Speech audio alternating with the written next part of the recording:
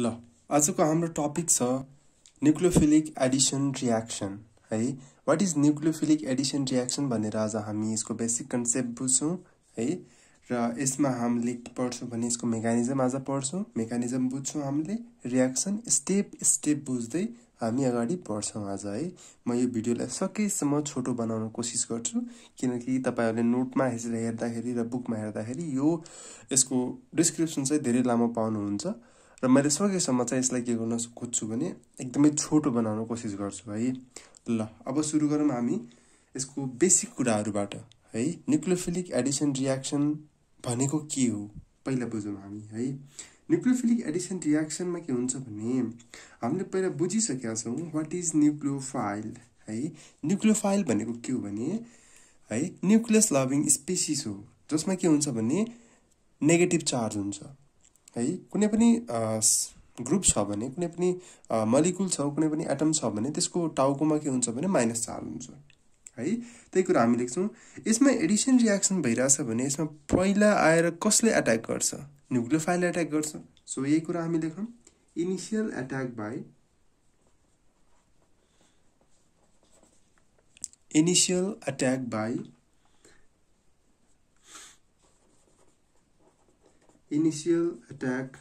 By nucleophile है। फर्स्टमै कसले अट्याक गर्छ भने न्यूक्लियोफाइलले अट्याक गर्छ।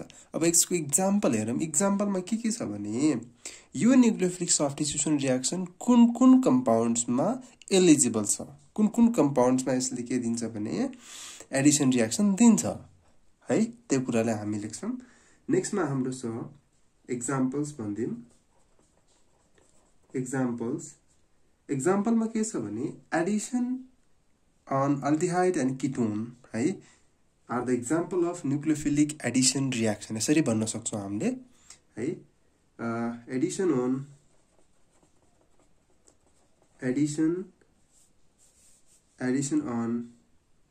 aldehyde and ketone है। ketone जनरली हामीले यसलाई के भनिरा हुन्छ भने कार्बोनाइल ग्रुप भन्छौं हामीले यसलाई है। क्लियरली बुझ्नुस्। इनिशियल अट्याक केले हुन्छ? न्यूक्लियोफाइलले इनिशियल अट्याक गराउँछ। एक्जाम्पलमा के छ? एडिसन रियाक्सन्समा अल्डिहाइड र कीटोनमा जुन एडिसन हुन्छ त्यसैलाई नै एक्जाम्पल हामीले भन्न सक्छौं। न्यूक्लियोफिलिक एडिसन रियाक्सनको एक्जाम्पलको रूपमा हामीले लिन सक्छौं यसलाई है। एक्जाम्पलको लागि हेरौं। रियाक्सन डायग्राम लेखेर CH3 C double bond O CH3 है प्लस हाइड्रोजन साइनाइड HCN यसमा के हुन्छ CH3 COH CH3 CN हेरौं त यसमा के भयो भने यसको नाम के एसिटोन हो, यसको नाम के साइनोहाइड्रिन हो। एसिटोन अफ साइनोहाइड्रिन है। एसिटोन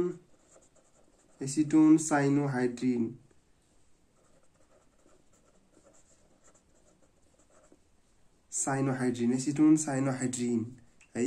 अब यसमा हामीले के गर्छौं भने यो माथिको जुन रियाक्सन बनिराछ यो रियाक्सन त हामीलाई त थाहा छ नि, बेसिक कुरा हो नि त यो त। तर हामीले के बुझ्न खोजिराछौं भने यो रियाक्सन कसरी प्रोसिड हुन्छ त्यो कुरालाई आज हामी बुझ्न खोजिराछौं है। र यसको अब हामी जाम मेकानिजम है। यदि एक्जाममा सोध्यो भने पनि यसलाई हामीले यसरी नै लेख्नु पर्छ है। यसको मेकानिजम कस्तो हो त? अब हेरौं मेकानिजम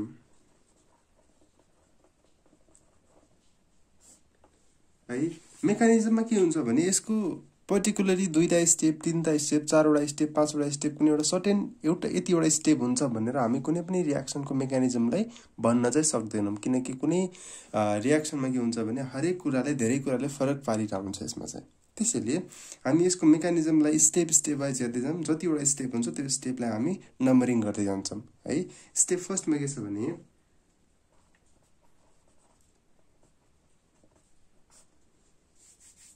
पहिला के हुन्छ भने HCN ले प्रोटोन दिन्छ। हेरौं त hydrogen cyanide gives proton.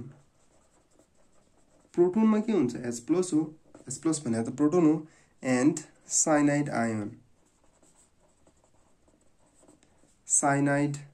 Ion यो दिन्छ यसमा HCN छ हाम्रो है। यसले के गर्छ भने H प्लस CN माइनस दिन्छ। First step clear. फर्स्ट स्टेपमा के भइरहेछ, प्रोटोन र न्यूक्लियोफाइल बनिरहेछ यसमा चाहिँ है। त्यस्तै स्टेप 2 मा के छ भने, स्टेप 2 मा हेरौं,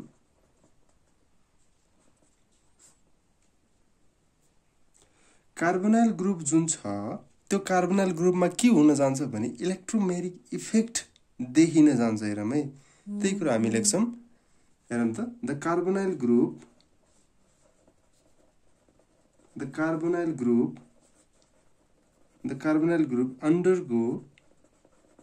undergoes electromeric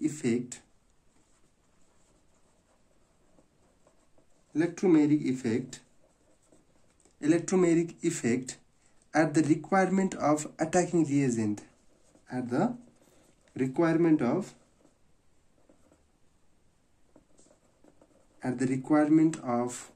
the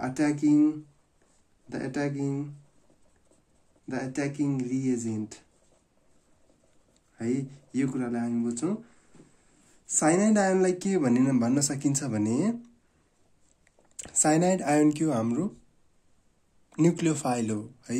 न्यूक्लियोफाइलले के गर्छ भने, न्यूक्लियोफाइलमा कुन चार्ज छ, माइनस चार्ज छ। माइनस चार्जले के गर्छ भने प्लस चार्जलाई के गर्छ भने अट्याक गर्न जान्छ। भन्नको मतलब के हो भने, जुन इलेक्ट्रोमेरिक इफेक्टले गर्दाखेरि यसमा के हो भने, कार्बोनाइल ग्रुप्समा के हो भने एउटा प्लस चार्ज र माइनस चार्ज जुन देखिन्छ कार्बोनाइल ग्रुपमा, त्यो केसमा चाहिँ न्यूक्लियोफाइलले गएर पोजिटिभ चार्जलाई अट्याक गर्न थाल्छ है। त्यही कुरा लेख्छौं हामी है। साइनाइड आयन जसलाई हामीले के भन्छौं, न्यूक्लियोफाइल भन्छौं है। Nucleophile attacks the positively charged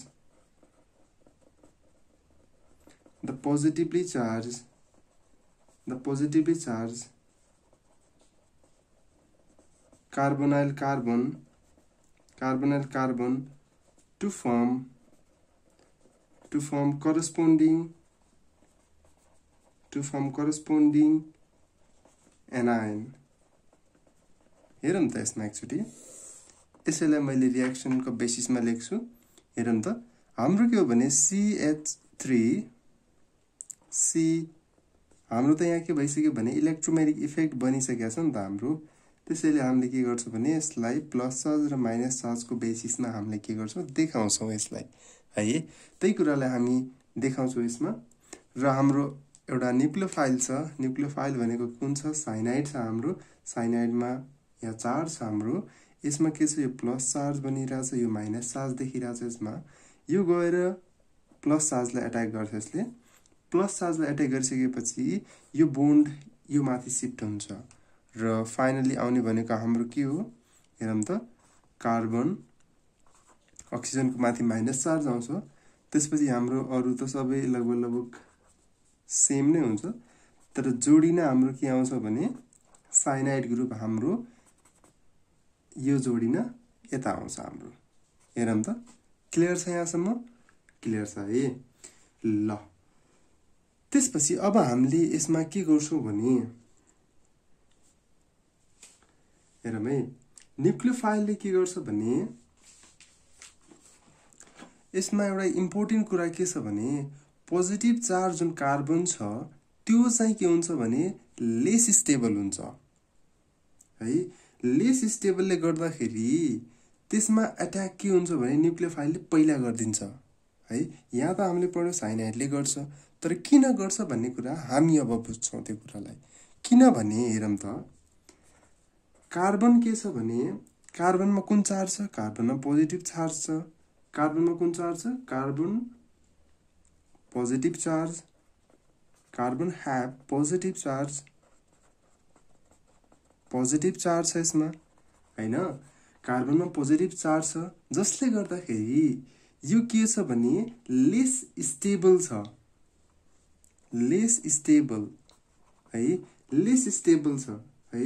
lace स्टेबलले गर्दाखेरि यसमा के हुन्छ भने फर्स्टली न्यूक्लियोफाइल यसलाई अट्याक गर्छ। फर्स्ट अट्याक एट्याक है फर्स्ट एट्याक चाहिँ के गर्छ भने कार्बनलाई गएर गर्दिन्छ यसमा चाहिँ। त्यस्तै अक्सिजन छ, अक्सिजनसँग कुन चार्ज छ ह्याभ नेगेटिभ चार्ज जुन चाहिँ के हुन्छ हाम्रो हाई स्टेबल हुन्छ जसमा के हुन्छ भने लेटर एट्याक हुन्छ है। न्युक्लियोफाइलले गएर के गर्छ भने पछिबाट अट्याक गर्न थाल्छ त्यसमा चाहिँ है। त्यो कुरालाई राम्रोसँग बुझ्नुस् है। न्युक्लियोफाइलको जुन हाम्रो पहिलाको रिएजेन्ट छ नि HCN मा त्यो चाहिँ के हुन्छ भने पछिबाट अर्कोले रियाक्सन गर्छ। भन्न खोजेको मतलब के हो भने कार्बनलाई साइनाइडसँग जोडिन आउँछ भने अक्सिजनसँग कुन जोडिन आउँछ भने हाइड्रोजन जोडिन आउँछ। यही कुरालाई बुझौँ हामी है। यही कुरालाई स्टेप 3 मा हेर्छौँ हामी। स्टेप 3 मा छ हाम्रो, स्टेप 3 मा छ हाम्रो हेरौँ त। प्रोटोनलाई हामीले के भन्छौँ भने इलेक्ट्रोफाइल भन्छौँ। द प्रोटोन H+ अथवा यसलाई इलेक्ट्रोफाइल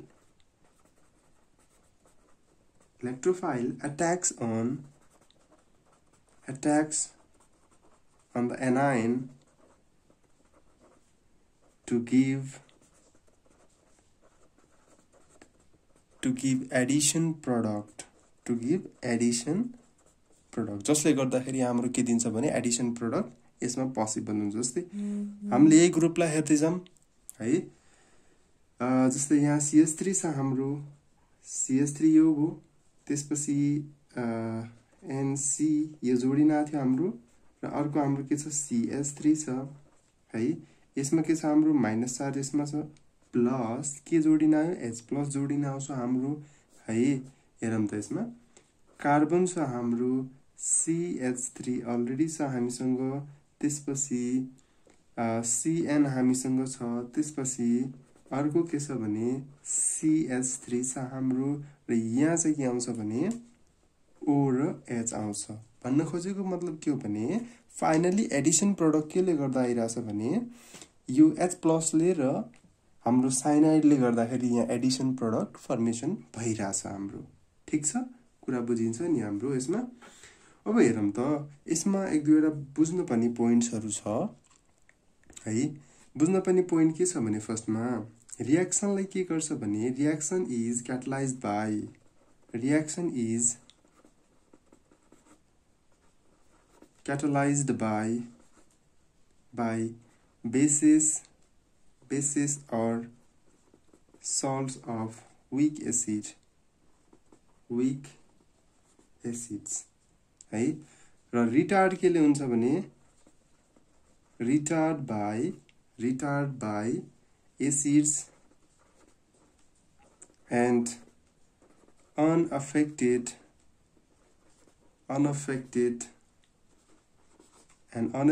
by neutral compounds है। न्यूट्रल कम्पाउन्ड्सले के गर्छ भने यसलाई अफेक्ट नै गर्न सक्दैन। ओके, म यसलाई फेरि बुझाइदिन्छु, एकचोटि क्लियर भएर सुन्नुहोस् है, राम्रोसँग सुन्नुहोस्।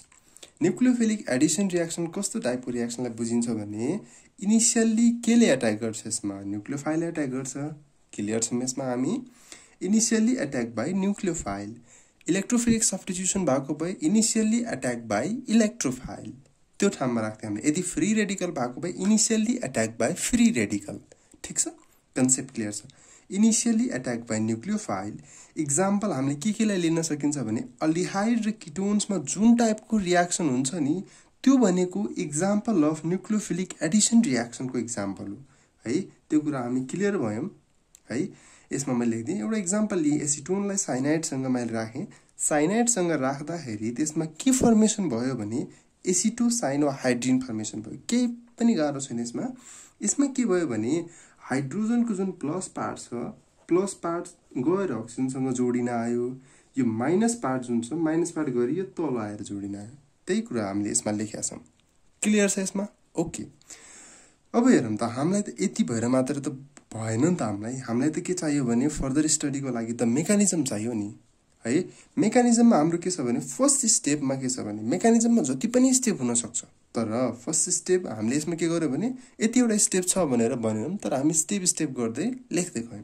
स्टेप 1 मा हेरौँ त स्टेप 1 मा एकदम बेसिक स्टेप छ हाइड्रोजन साइनाइड जुन छ त्यसले के गर्छ भने H+ र Cn- आयोन दिन्छ यसले ठीक छ यसमा ओके स्टेप 2 मा के छ भने है स्टेप 2 मा के छ भने जुन हाम्रो कार्बोनाइल ग्रुप छ नि त्यो कार्बोनाइल ग्रुप के हुन्छ भने यसमा इलेक्ट्रोमेरिक इफेक्ट देखिन्छ जसले गर्दाखेरि यसमा एउटा साइडमा पार्शियल पोजिटिभ चार्ज देखिन्छ अर्को साइडमा पार्शियल नेगेटिभ चार्ज देखिन्छ है इलेक्ट्रोमेरिक